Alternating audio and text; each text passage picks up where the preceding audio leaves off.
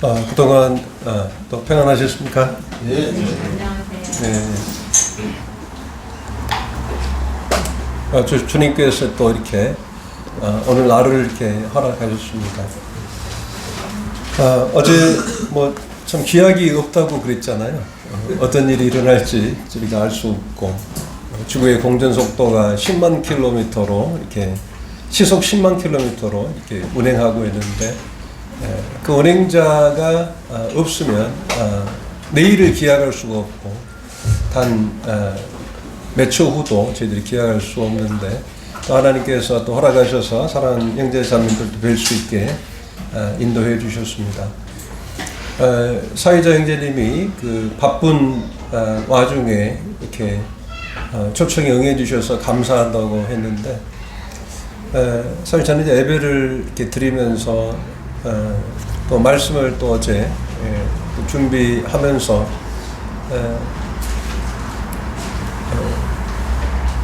그렇게 편안하지는 않잖아요. 말씀을 준비한다는 게 그렇죠. 그럼에도 불구하고 오늘 이제 이렇게 예배에 참석하면서 쉼이로다 이런 생각을 했습니다.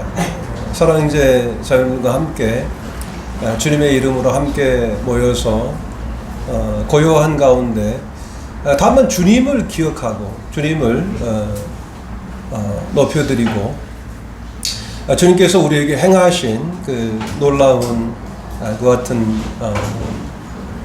은혜들을 저희들이 이렇게 생각하고 감사를 드리는 이 같은 시간이 저희들에게 얼마나 귀한 시간인가, 그리고 이것이 얼마나 우리에게 쉼이 되는 시간인가 하는 생각을 해보게 됐습니다. 요한복음 6장 말씀에 주님께서 너희는 썩는 양식을 위하여 일하지 말고 말씀이 있잖아요. 사실 그리스도인이라 하면 여러 가지 정의를 내릴 수 있겠습니다만은 그 중에 하나가 이제 하나님의 말씀을 받은 자이죠. 하나님의 말씀을 받게 될 때 하나님께서 우리에게 참된 평안을 주시고 자유를 주시고 진정한 삶의 그런 목표를 이렇게 주님이 주신다는 생각을 하게 됩니다. 세상에서는 우리가 정말 썩는 양식을 위해서 수고하고 정신없이 이렇게 달려오고 있죠.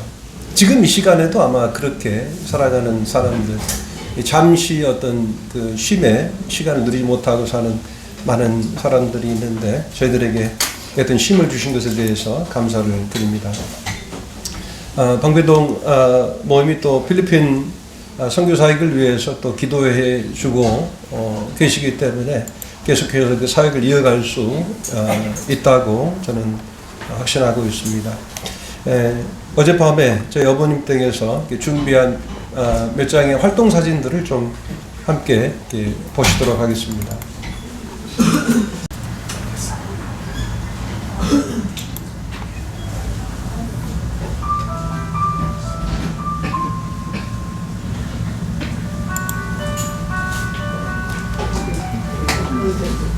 나옵니까? 마이닛 교회 형제들과 함께 그 따블란이라고 하는 섬에 또 저희들이 이번에 새롭게 방문을 해서 주님의 뜻을 묻고 왔습니다. 주님께서 허락하시면 또 이곳을 정규적으로 방문을 해서 복음을 전할 계획을 가지고 또 기도하고 있습니다.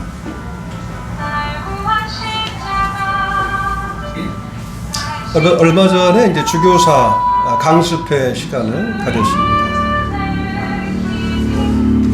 루파 지역이나 또 따본 지역, 또브란 지역은 저희들이 정규적으로 형제자매들과 함께 복음을 전하러 방문하고 있고 또 그곳에서는 늘 이제 의학으로 봉사를 하고 있습니다. 기도해 주신 대로 이제 중공검사가 얼마 전에 이제 허락을 받았습니다.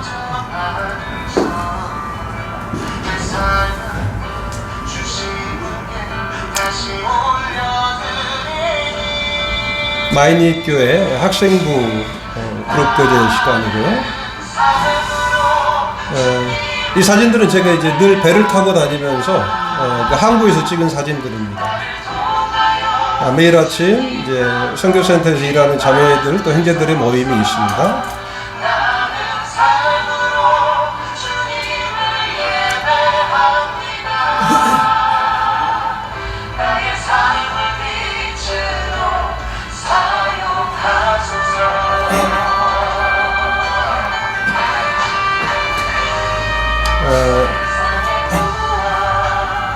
올해 7월에 세부 지역 4교회 청년 연합 집회를 저희들이 가졌습니다.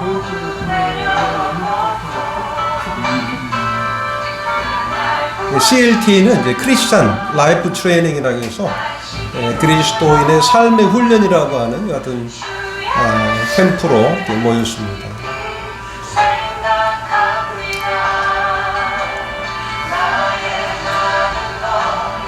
얼마 전에 세상의 형제자매들의 결혼식이 있었습니다. 마이닛 교회. 그래서 거기에 참석하신 이제 주례자로 참석한 데이비드 하비 형제님 함께 사진을 찍었습니다. 엔니코 형제와 진 자매, 로버트 형제와 조세핀 자매,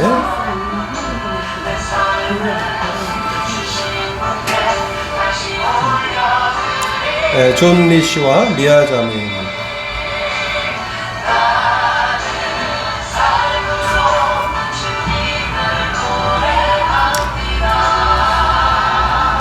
필리핀의 어린 아이들과 또 청년들을 위해서 기도해 주시기를 바랍니다.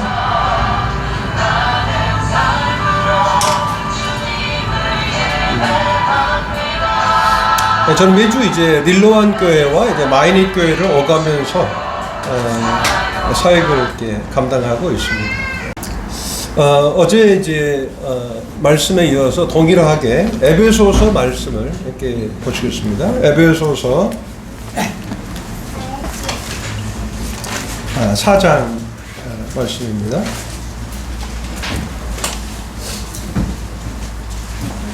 에베소서 4장 15절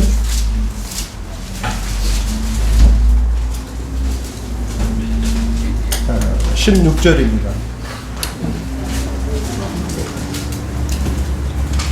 아마 버전이 다른 것 같아서 제가 읽도록 하겠습니다. 제가 옛날 버전의 성경을 갖고 있습니다. 오직 사랑 안에서, 에베소서 5장 15절 16절, 오직 사랑 안에서 참된 것을 하여 범사에 그에게까지 자랄지라. 그는 어린이 곧 그리스도라. 그에게서 온 몸이 각 마디를 통하여 도움을 입음으로 연락하고 상합하여 각 지체의 분량대로 역사하여 그 몸을 자라게 하며 사랑 안에서 스스로 세우느니라. 교회는 바로 그리스도의 몸이죠. 이 그리스도의 몸이고 그리스도는 교회의 머리가 되십니다. 그리스도의 연합과 성장은 참으로 중요한 것이죠. 연합과 성장은 사실 이 연합은 어제 말씀드린 대로 이 교회의 연합은 이 성도들의 연합은 지체들의 연합은 이제 성장에 있어서 필수 불가결한 것이죠. 절대적인 필수 요인이 되는 것입니다. 이 성장이 연합이 없는 성장은 있을 수가 없죠. 이 성장은 연합에 있어서 이제 필연적인 결과물인 것입니다. 우리가 어떤 나무의 열매를 맺으려고 힘을 쓰는 게 아니고 나무를 잘 가꾸게 되면 그 열매는 저절로 맺게 되는 것이죠. 교회의 성장도 동일하게 이제 교회 연합을 통해서 교회가 이 성장이 되어진다라고 하는 것을 어제 말씀을 드렸습니다. 그리고 이제 어제 이제 성막에 대해서 잠시 이제 말씀을 드렸습니다만은 사실 하나님께서 이스라엘 백성들을 애굽에서 이제 그 건져내실 때 또 구원하셨을 때에 하나님께서는 분명하게 어떤 그런 경륜과 이제 계획이 있으셨던 것이죠. 어찌 보면 이스라엘 백성들은 당장 그 삶의 어떤 질고와 그 고통으로부터 구원받기를 원했었는지는 모르겠습니다만은 바로 하나님께서는 이제 이스라엘 백성들을 애굽의 그 압제로부터 그 환란으로부터 구원하실 뿐만 아니라 이제 그 백성들로 하여금 이스라엘 사람들로 하여금 하나님의 친백성이 되게 하려 하셨다라고 하는 것입니다.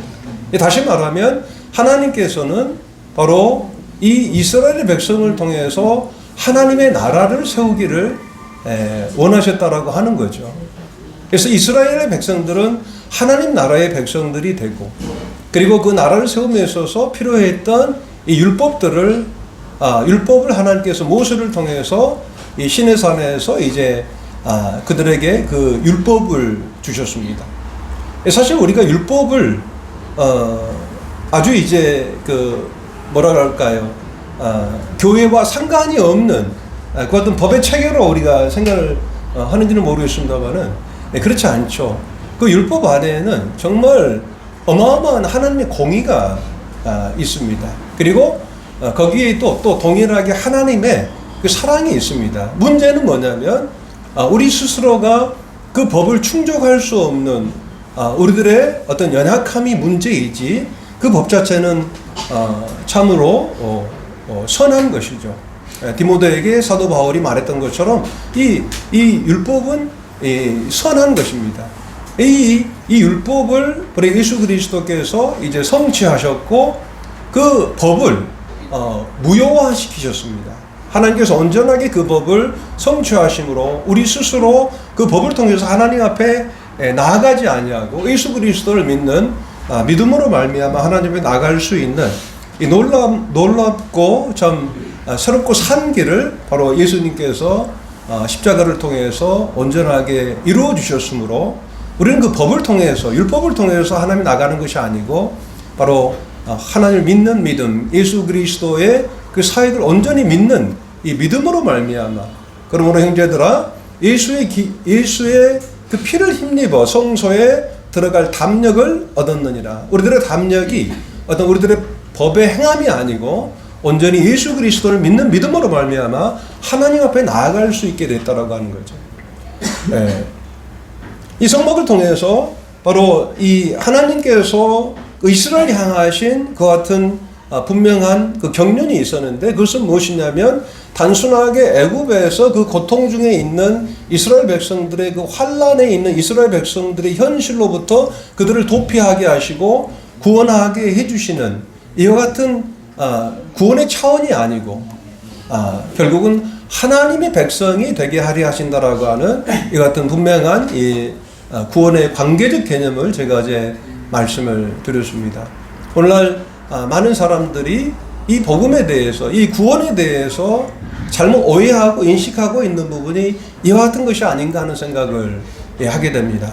면벌적 개념, 단순하게 죄의 삭슨 사망이라고 하는 이 사망으로부터 내가 사망을 당하지 아니하고 영생을 얻는다라고 하는 이와 같은 개념에만의 구원, 면벌적 구원과 그리고 공간적 개념의 구원, 내가 이제 지옥에 가지 않고 지옥이라고 하는 그 공간에서부터 내가 이제 구원을 받아서 이 천국이라고 하는 하늘나라라고 하는 그 공간적 개념의 그 천국만을 바라보는 이 구원을 생각하고 있는 분들이 많다라고 하는 거죠.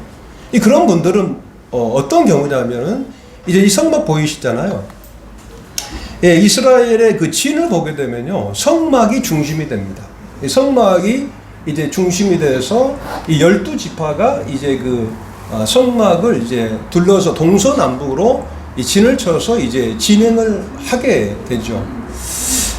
그리고 그 성막 안에는 이제 그 레위 지파들 중에서도 아론과 그 자녀들만이 이제 성소에 들어가서 하나님을 이렇게 섬기게 됩니다.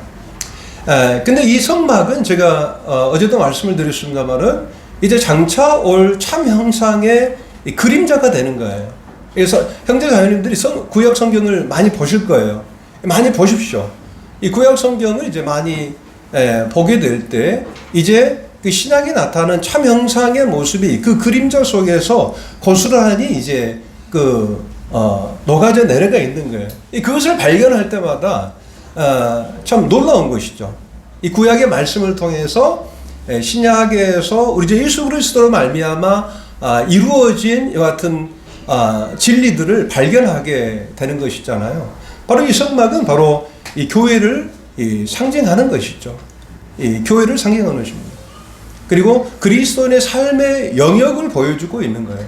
인생들의 삶의 영역을 보여주고 있는 것이다라고 하는 거죠. 이 성장이라고 하는 것이 뭐겠습니까? 어제도 제가 말씀을 드렸습니다마는 방배동 모임에 각각 성도님들이 생각하는 성도님들이 추구하는 성장의 그 개념이 뭐냐라고 하는 거예요. 물론 회사에서는 이제 성장이라고 하면은 이제 성과를 이제 그래프화하는 것이겠죠.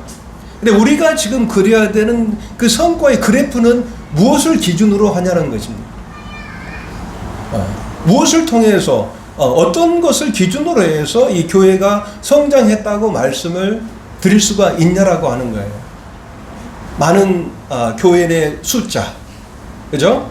아니면은 또 교회에서 성도들이 드리는 교회 헌금, 또 우리가 이제 그 모여지고 있는 이 공간의 이제 크기, 우리는 이와 같은 외형적인 어떤 성장을 우리는 어쩌면 사모하고 있는지는 몰라요.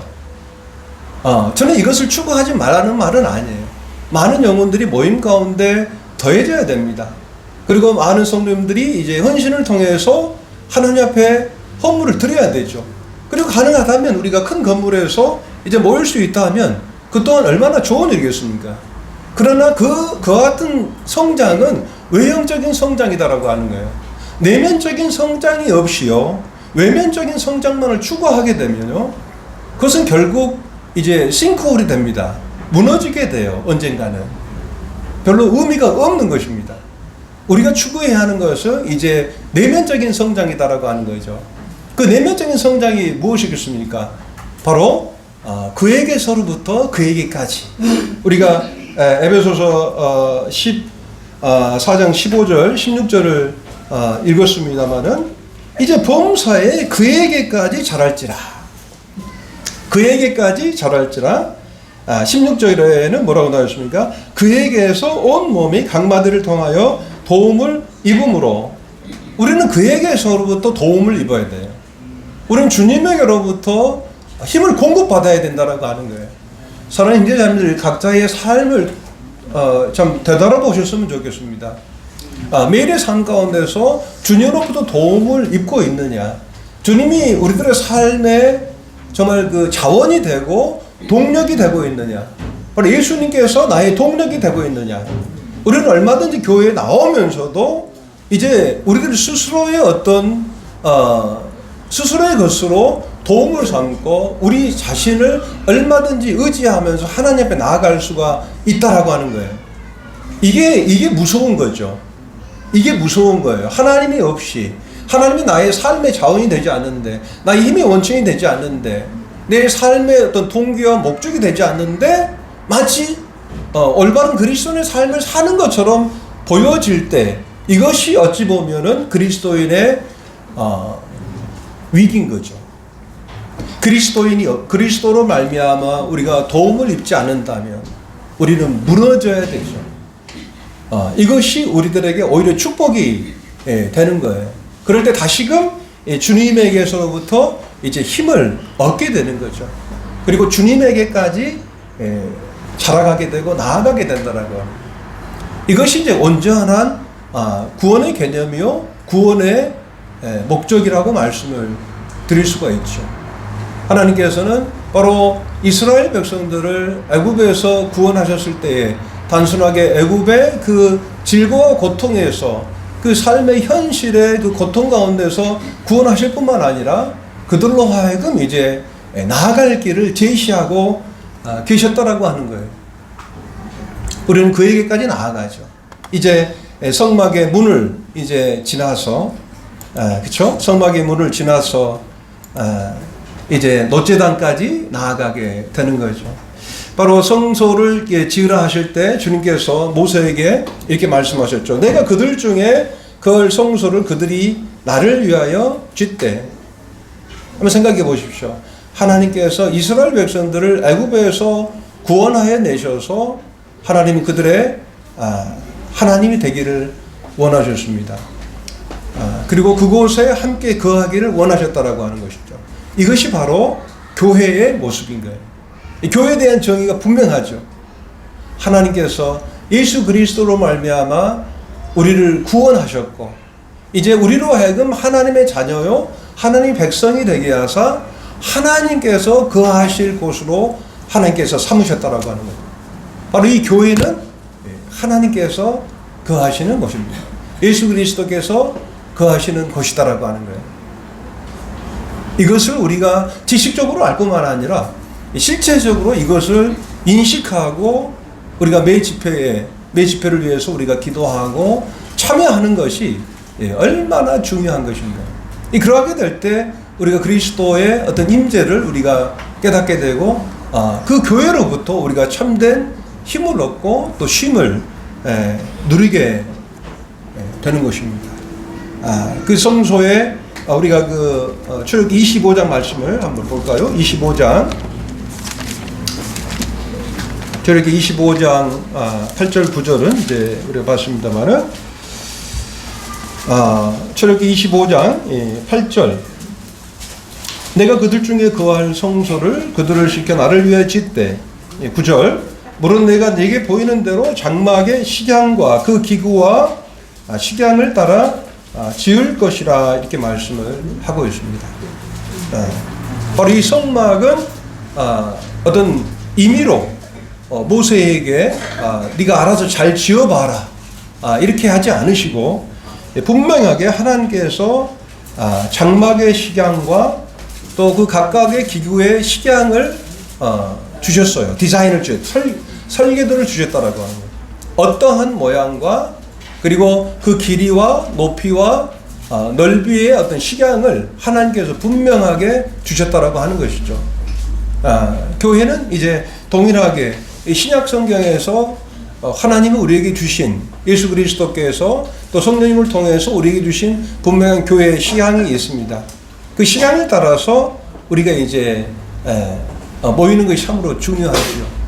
이 성막 안에는 이제 7개의 기구가 있잖아요. 그래서 그 모든 각각의 그 기구에 어떤 식양이 있습니다. 그 중에 하나만 식양이 없어요. 그건 다음에 기회가 되면 말씀을 드리도록 하겠습니다. 그리고 25절에 보게 되면 25장 21절 속죄소를 궤 위에 얹고 내가 네게 줄 증거판을 궤 속에 넣으라.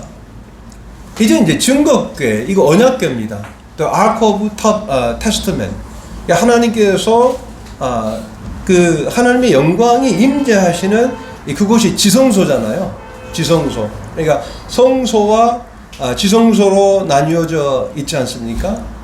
그 지성소는 이제 The Most Holy Place, Holy Place와 The Most Holy Place로 나누어져 있는데 바로 지성소는 바로 지극히 거룩한 장소인 것입니다. 그 장소에서 뭐라고 말씀하십니까? 25장 22절에 거기서 내가 너와 만나고 속죄소 위 곧 증거궤에 있는 두 그룹 사이에서 내가 이스라엘 자손을 위하여 네게 명할 모든 일을 내게 이르리라.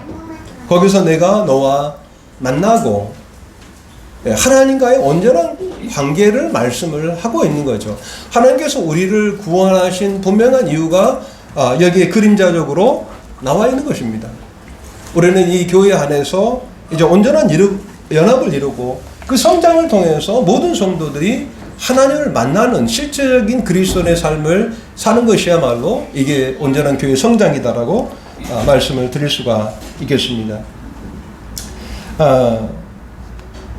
다시 에베소서 그 본문 말씀을 이렇게 다시 돌아가도록 하겠습니다. 에베소서 4장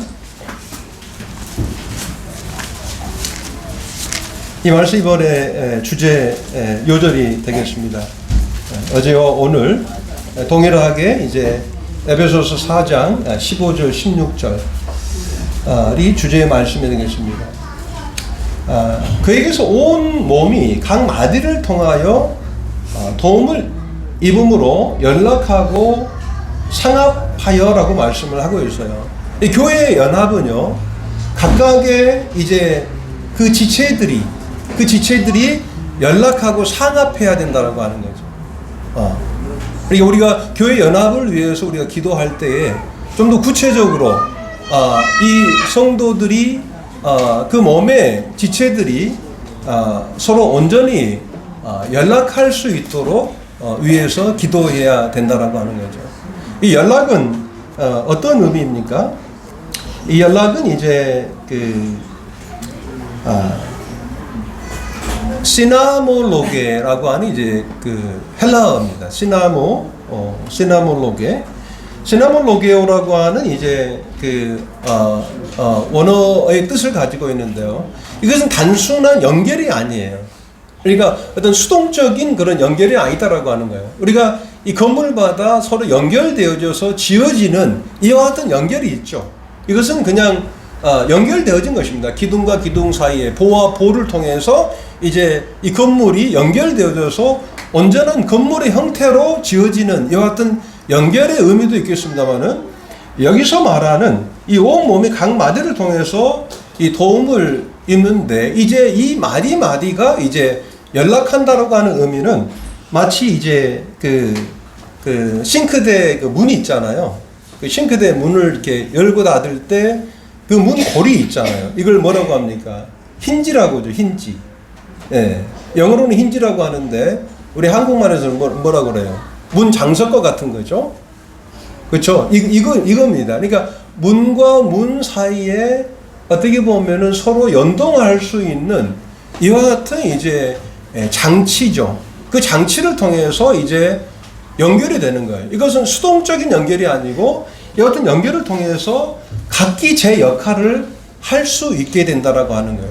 그러니까 성도들이 함께 연락하게 될 때요. 연락하게 될 때 이제 시너지가 되는 거예요. 시너지. 1 플러스 1은 2잖아요. 그러나 이 10 플러스 10은 20이잖아요. 그런데 이 교회가 서로 연락할 때에 이제 온전한 이제 어떤 연결의 고리가 될 때 각각의 제 역할을 할 수가 있다라고 하는 거예요. 어제 밤에 어떤 일이 있었어요. 아침에 이제 저희 자매가 전화가 왔는데 저희 아이가 이제 막내인데 20몇 살 먹은 이제 아가씨인데 어제 축구를 했다고 그래요. 축구를 해가지고 이제 발이 삐어버린 거예요. 그래가지고 오늘 이제 급하게 이제 병원을 갔어요. 그러니까 이 관절이 이제 그 관절의 문제가 발생이 된 거예요. 그러니까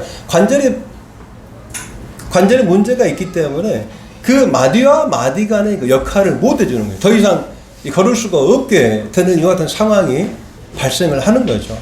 어제 말씀을 드렸습니다만은 이 사람들이 성장을 하는 데 있어서 바로 그 성장판이 중요하다고 그랬잖아요. 성장판. 근데 그 성장판은 어디에 있습니까? 그 뼈의 마디와 마디 사이에 있어요. 그 마디마다 바로 성장판이 있는 거예요. 이 관절이 몇 개나 되는지 모르겠습니다만은 우리 몸에 정말 수많은 관절들이 있잖아요. 그 관절 그 마디 그 끝에마다 성장판이 있고 그 마디가 연결이 돼서 우리 온 몸이 각 지체의 역할을 하게 되는 것이더라고요. 제가 서 있는 것도 실은 이 각 마디와 마디가 연락하고 상합하기 때문에 제가 서 있는 거예요. 여러분들이 지금 앉아 있는 것도 마찬가지입니다. 이것이 서로 연락하지 못하게 될 때 결코 서 있을 수가 없는 거예요. 그래서 이 마디가 연락이 돼서 결국은 이제 제 역할을 하는 것이 바로 교회의 모습이다라고 하는 거죠. 그래서 이 교회 연합은 얼마나 중요한 것인가. 이 교회가 연합이 되게 될 때 이제 성장하게 되는 거죠.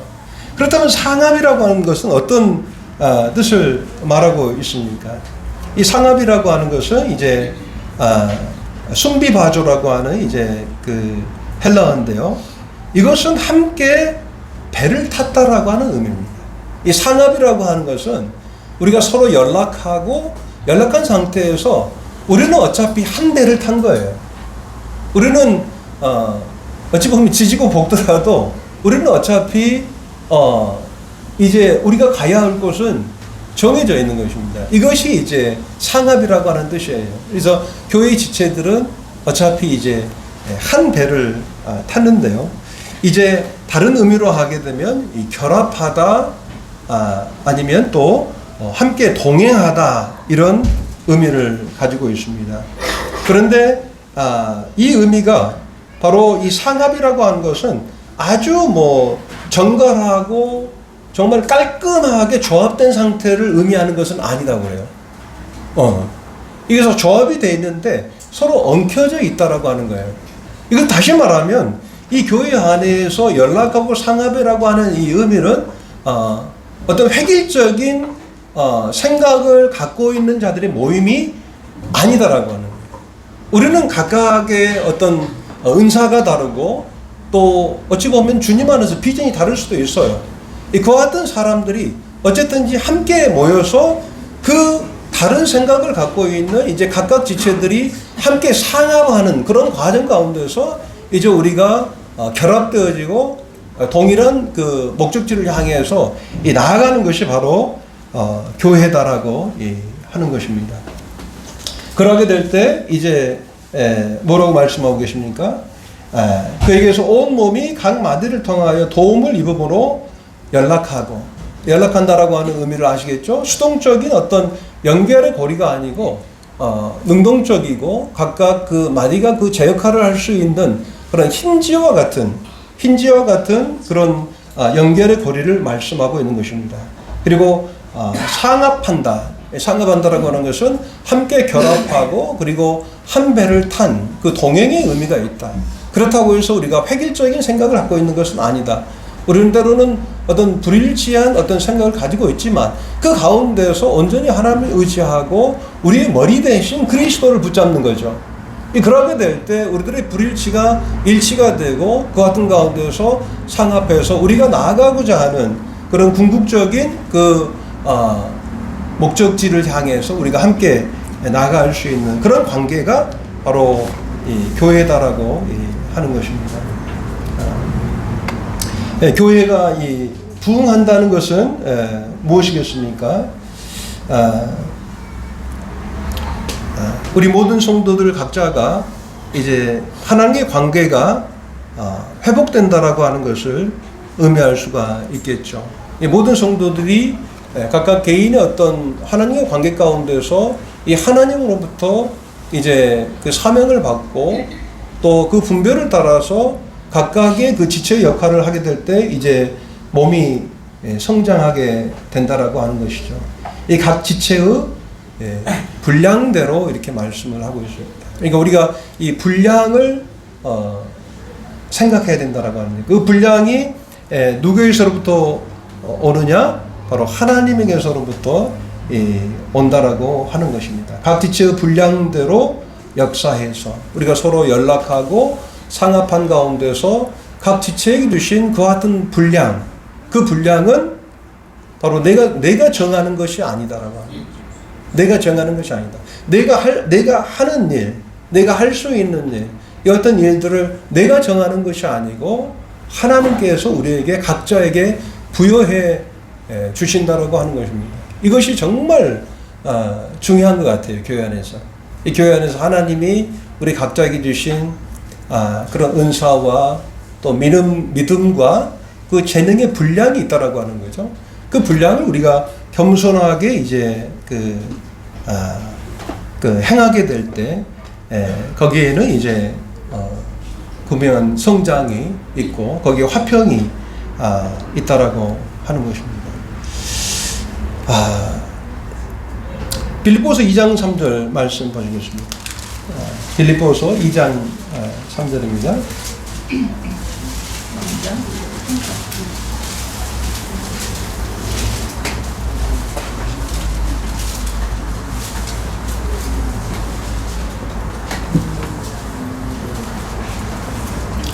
빌립보서 2장 3절에 보시게 되면 아무 일이든지 다툼이나 허영으로 하지 말고 이렇게 말씀을 하고 있습니다. 아무 일이든지 다툼이나 허영으로 하지 말고 오직 겸손한 마음으로 각각 자기보다 남을 낮게 여기고 연합에 대해서 계속해서 말씀을 드리고 있습니다. 교회 안에서 우리가 마땅히 생각할 그 이상의 생각을 품지 않고요. 그 마땅히 생각할 그 이상의 생각을 품지 않고 하나님께서 우리에게 부여하신 분량을 따라서 우리가 행하게 될 때 여기에 이제 뭐가 있습니까? 화평이 있게 되죠. 화평이 있게 되고 이제 함께 동행하게 된다라고 하는 거죠. 그래서 우리가 그 분량을 따라서 하나님과 나와의 그런 관계 가운데서 하나님께서 부여하신 그 역할들을 우리가 알고 그것을 겸손하게 행하게 될 때 어떤 일이 일어납니까? 성도들이 너로 하여금 평안함을 얻게 되는 것입니다. 그러니까 하나님께서 우리에게 부여하신 그 분량을 따라서 내가 그 생각할 그 이상의 생각을 품지 않고 교회 가운데서 행하게 될 때 성도들이 화평을 누리게 되는 것이죠. 그리고 거기에서는 뭐가 없습니까? 다툼이 없게 되는 것입니다. 다툼이. 사랑하는 형제 자매님들, 아까 전에 그 예배를 드릴 때 한 형제님께서 세상은 시끄럽지 않을 때가 없다고 그랬죠. 그렇죠? 시끄럽지 않을 때가 없는데 이 교회 안은 그렇지 않다라고 하는 거죠. 이 세상과 이 교회의 차이는 무엇이겠습니까? 세상은 왜 이렇게 시끄럽겠습니까? 어찌 보면 그 욕심 때문이지 않겠습니까? 욕심 때문에 이기적인 그 생각 때문에 시끄러운 거예요. 그것을 어찌하든지 이제 쟁취해야 되는 거죠. 그래서 큰 소리를 내야 되고 어떤 힘을 발휘해야 되고 그래서 그것을 쟁취하고자 하기 때문에 이 세상은 시끄러운 것이죠. 그래도 교회 안에서도 그 같은 일들이 일어난다면 이것은 이제 모순되겠죠. 그렇지 않습니까? 우리는 예수 그리스도를 주로 영접한 자들이고 예수 그리스도를 우리 왕으로 영접한 자들이잖아요.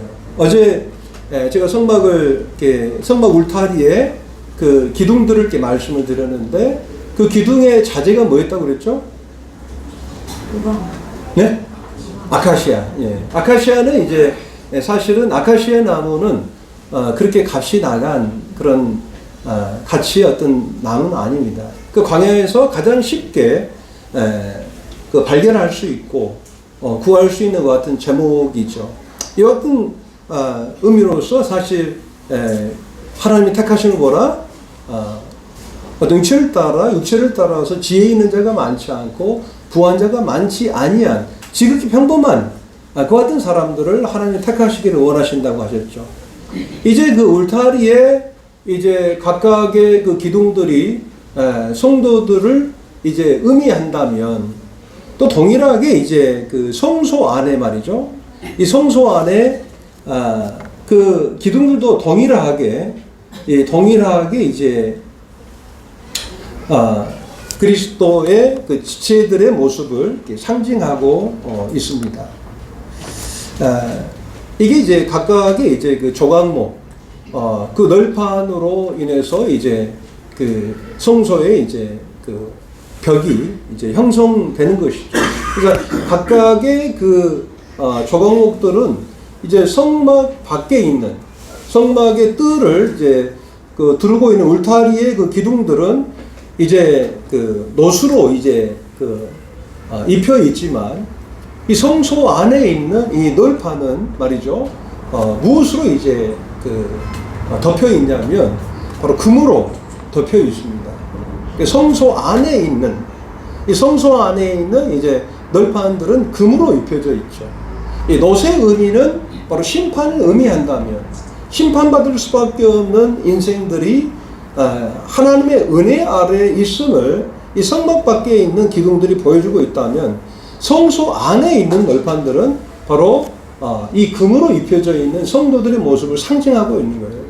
사랑하는 형제 자매들을 바라볼 때 이 성도들이 어떠한 존재들인가를 우리가 인식하고 바라본다면 이 성도들을 어떠한 마음으로 대해야 하는가를 우리는 생각할 수가 있습니다.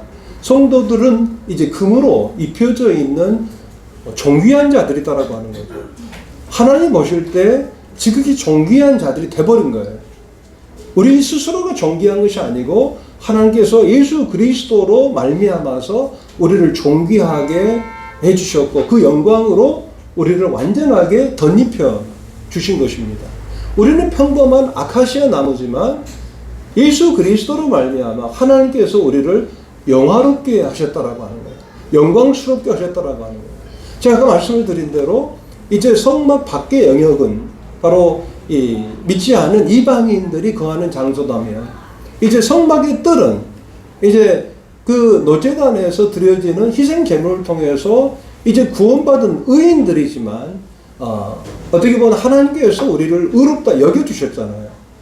우리가 의로워서 하나님이 우리를 의롭다 인쳐주신 것이 아니고 우리가 비록 불의하지만 하나님께서 우리의 죄와 불법을 다시는 기억하지 아니하시는 것은 바로 예수 그리스도께서 우리를 위한 온전한 완전한 제물이 되셨기 때문에 우리를 온전케 하셨고 우리를 의인되게 하셨다라고 하는 거예요. 이것은 완전한 은혜죠. 그런데 우리는 그 은혜 가운데서 머물러 있을 수만은 없다라고 하는 거예요.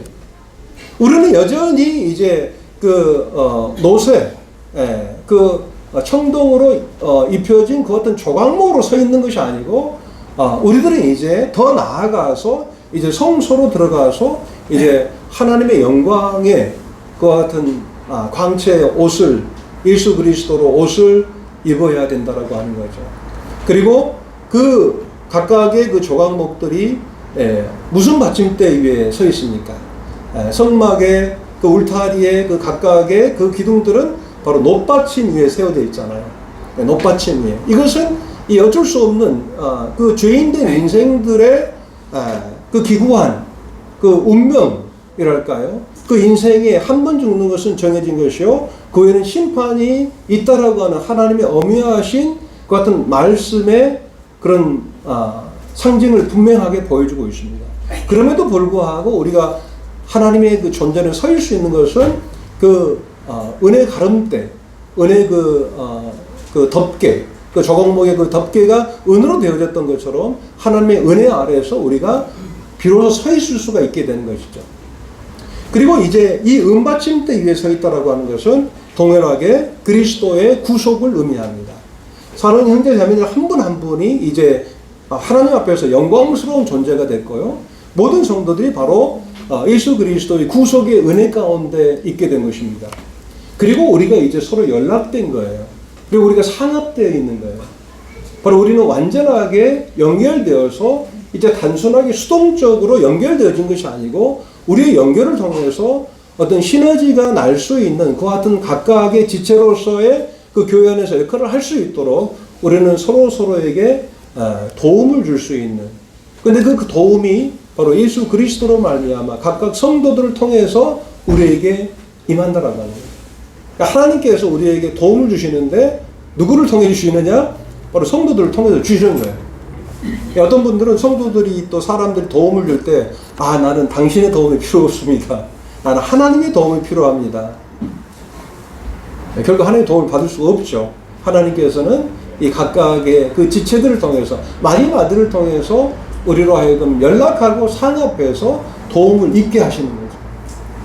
그래서 이제 그 각각 그 성소 안에 있는 그 널판이 이제 각각의 이제 아카시아 나무로 되어 있습니다만은, 그러나 이것이 온전한 하나가 되는 것은 바로 이제 성경에서 말하고 있는 이 띠입니다. 성령의 하나 되게 하심을 힘써 지키라라고 말씀하고 있죠. 이 교회의 연합은요, 우리에게 주어진 것입니다. 사랑하는 형제자매들, 이 연합을 깨지 마십시오. 이 연합을 깨지 마십시오. 이게 우리가 연합대회를 할 필요는 없어요. 왜냐? 우리는 이미 하나가 되어 있기 때문에, 상합하고 연락되어 있기 때문에, 무엇으로 말미암아서 그 조각목을 이쪽 끝에서부터 저쪽 끝까지 완전히 가로지르는 하나의 띠를 통해서, 이 띠라고 하니까 이제 어떤 천으로 이렇게 올고매어진 이 같은 띠가 아니고, 여기서 말하고 있는 이 띠는 바로 바입니다. 바. 이제 완전한 이제 그 하나의 어떤 나무가 길게 완전하게 이쪽 끝에 있는 조각목에서 저쪽 끝에 있는 조각목까지 완전하게 하나가 되는 거예요. 관통해서 하나가 되는 거예요. 이것이 이제 바로 교회의 모습이죠. 이 띠는 무엇을 의미합니까? 바로 성령님을 의지하게 되는 거예요. 성령님을 의미하게 되는 거예요. 그러니까 모든 성도들이 이제 우리가 연락하고 상합하는 것은 바로 성령님으로 말미암아 이제 온전하게 이제 하나됨을 형성하게 되는 것이다라고 하는 것입니다. 이와 같은 이제 성령님께서 우리 안에 역사하게 될 때 바로 성령님과 또 예수 그리스도와 그리고 어떤 오늘 예배 시간에 한 형제가 삼위일체가 되시는 하나님에 대해서 이제 감사를 드렸잖아요. 바로 예수님과 성령님과 성부 하나님은 온전한 하나가 되시는 거예요. 그분은 그 세 분은 하나시지만 또 세 분이시죠. 예수님도 하나님, 성령님도 하나님, 또 성부 아버지도 하나님이시지만은 그 세 분은 그 세 인격을 갖고 계시는 것입니다. 그래서 여러분도 잘 아시겠습니다만은 우리가 우리의 형상대로 사람을 만들자라고 말씀하고 있잖아요. 그러니까 하나님께서 사람들을 창조하실 때 어떤 하나님 자신을 이 단수로 칭한 것이 아니고 복수로 칭하신 것이죠. 그래서 이 복수가 대신 삼위일체가 대신 그 삼위 중에 한 분이신 성령님께서 우리를 온전하게 하나 되게 하셨다라고 하는 거예요. 근데 그 연합이 마치 깨지지는 않았지만 깨지는 것처럼 느껴지는 것은 뭐냐? 우리 가운데 성령님을 근심시켜 드릴 때 이 교회 안에서 이제 어떤 죄가 들어오고 성령님을 슬프게 해드리고 성령님을 근심하게 될 때 마치 이 어떤 평안이 깨지게 되는 거죠. 평안이 깨지게 되는 거죠. 우리가 에베소서 2장 말씀 한번 보시죠. 2장 13절입니다. 이제는 전에 멀리 있던 너희가 그리스도 예수 안에서 그리스도의 피로 가까워졌느니라. 그는 우리의 화평이신지라. 이렇게 말씀하고 있습니다. 이 화평이라는 이 말은요. 이 화평이라는 이 말은 이제 온전한 하나됨으로 말미암는 평화예요. 이게 하나 되었다라고 하는 의미예요. 그러니까 유대인들이 이제 그 헤어질 때 자 안녕히 계세요 할 때 이 화평하세요라고 하는 낱말을 쓴다고 해요. 화평하세요. 건강하십시오라고 하는 의미입니다. 이게 화평은 뭐냐? 이것이 온전한 하나를 이루게 될 때 평화가 오는 거예요. 그러니까 우리 성도들이 이제 그 같은 이제 화평을 내가 깨트릴 수가 있는 거예요.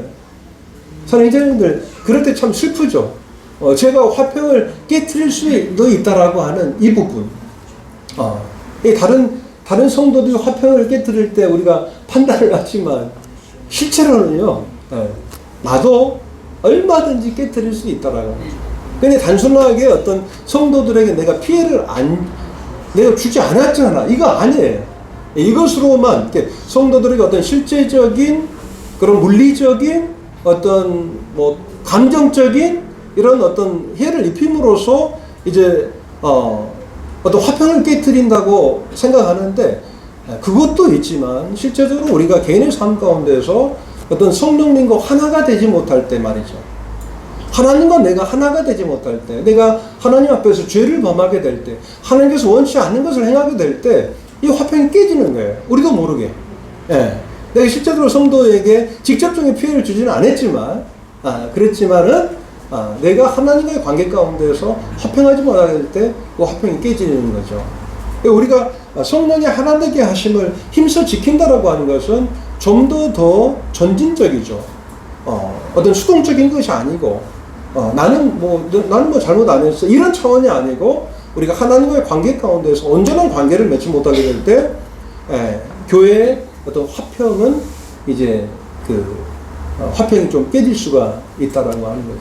그래서 하나님께서 우리에게 주신 그 성령과의 그 관계 가운데서 내가 마땅히 생각할 그 이상의 생각을 품지 않고 하나님께서 내게 주신 그 분량, 그 분량을 이제 따라서 그 지체로서 그것을 행하게 될 때 교회는 연합되어지고 이제 성장하게 되는 거죠. 그래서 다시 빌립보서 2장 말씀을 보게 되면 아무 일이든지 다툼이나 이렇게 말씀하고 있죠. 다투지 말라는 거예요. 교회 안에서 다툴 필요가 없다라고 하는 것입니다. 다툴 이유가 하등에도 없어요. 왜? 우리가 마땅히 생각할 그 이상의 생각을 품지 않고 하나님께서 우리 각자에게 주신 그 분량을 따라서 행하게 될 때 다툼이 일어나지 않는다라고 하는 것입니다. 이 다툼은 뭐라고 그랬습니까? 이제 그 selfishness라고 하는 영어로 이렇게 해석이 되어 있습니다. 이게 이기적인 이 다툼이라고 하는 것은 지극히 이기적인 것으로부터 이 다툼이 나온다라고 하는 거죠.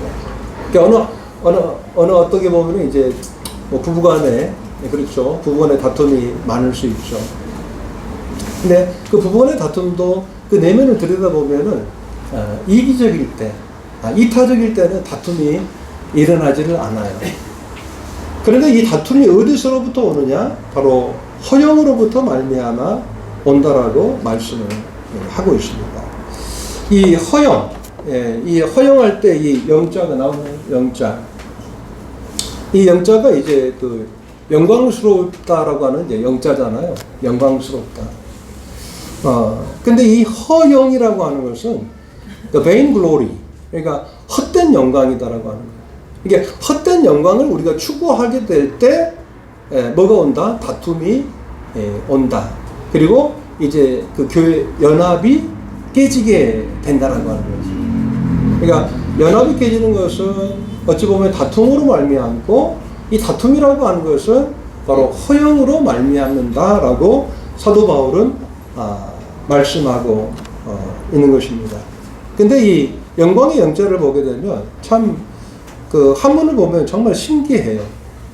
이 영광의 영자가 왜 이렇게 그 불화자가 위에 있고 그 지붕변 아래에 나무 목자가 있잖아요. 그러니까 나무로부터 나무를 우리가 이렇게 뭐랄까요, 범하지 않을 때, 나무를 범하지 않을 때, 하나의 나무를 범하지 않을 때 이 불화자는 이제 불화자입니다만은 어떻게 보면은 이 사람 인자가 빛이 나는 형상을 하고 있어요.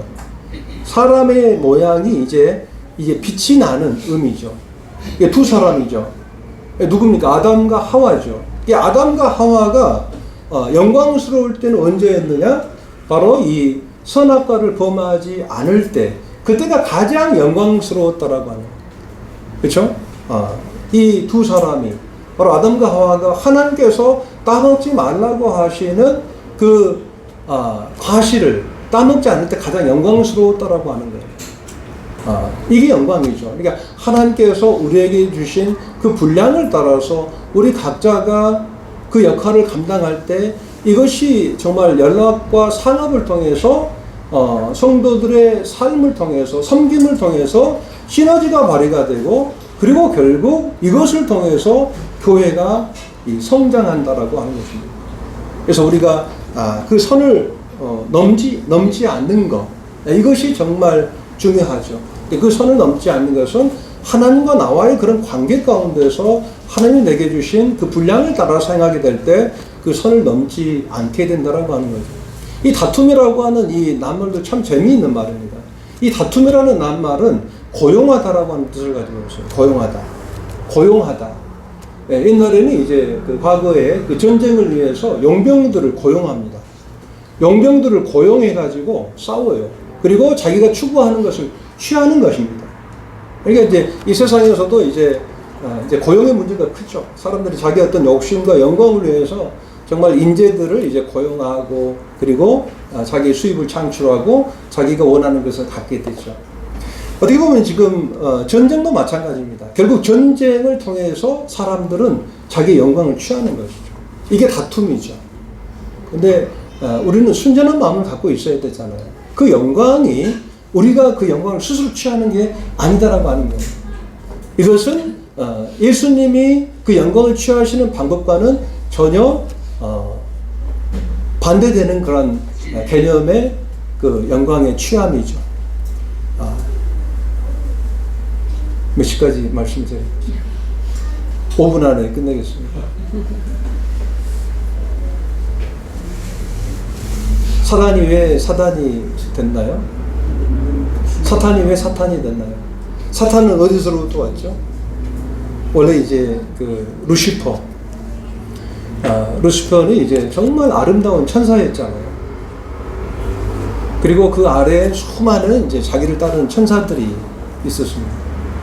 근데 위를 바라보니 본인도 이미 영광을 취하고 있었습니다만은 그 하나님의 영광이 너무나도 또 크게 보이는 거예요. 그러니까 하나님께서 내게 부여하신 그 선이 있잖아요.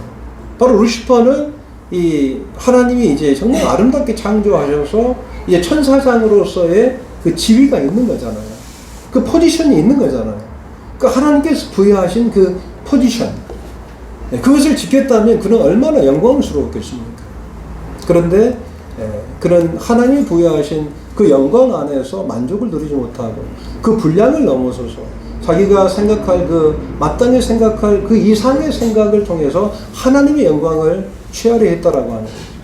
그러니까 이사야 13장에 보게 되면 I will, I will, I will, I will, I will.